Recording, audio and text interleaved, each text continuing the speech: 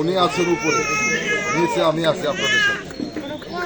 এই 5 তারিখের পরে অনেকে ভাবছিল কোটালীপাড়ার হিন্দুরা থাকতে পারবে না, মারে ফেলবে, কাটে ফেলবে, কিন্তু সেরকম কিছু হয়েছে?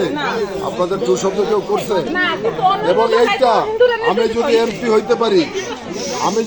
হইতে পারি, ওটা কত ভাগ নিশ্চয়তা দেবো আমি এমপি হওয়ার পরে, এটা দেখবেন। আমি আমাদের এখানে আপনি হবেন আর এডুকের কি কইতে পারি কি আমাদের এখানে আপনি হবেন এখন এডুকের আমরা হিন্দুরা করে আমার সাথে এইভাবেই কথা বলতে পারবেন আপনি। আপনার সমস্যা নিয়ে এইভাবেই কথা বলতে পারবেন। সেটা আমি এখন বলে গেলাম, করলাম না, ওটা না। আমি কাজে বিশ্বাসে কাজ করে প্রমাণ দেখাবো যে দিদি আপনার সমস্যা হয়েছিল, আমি আপনার পাশে ছিলাম।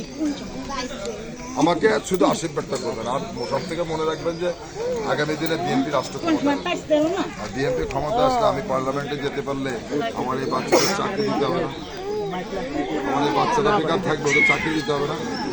তো আসলে আগে যারা ছিল 17 বছরে হয়তো বড় বড় কিছু বিল্ডিং করছে, কিছু রাস্তা পাকা করছে, কিন্তু আমাদের মেন সমস্যা হচ্ছে আমাদের ছেলেমেয়ের বেকার।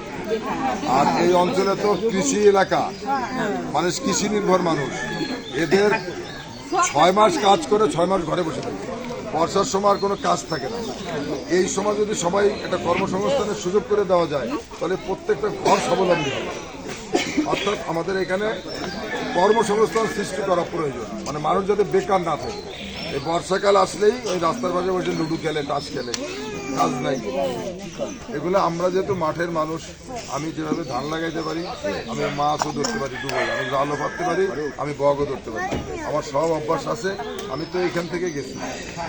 আমি যখন স্কুলে যাইতাম বাবা কইতো যে সাইডে গরু গোসল দিয়ে দেবে, আমার স্কুল থেকে এসে ওগুলোর গোসল করে।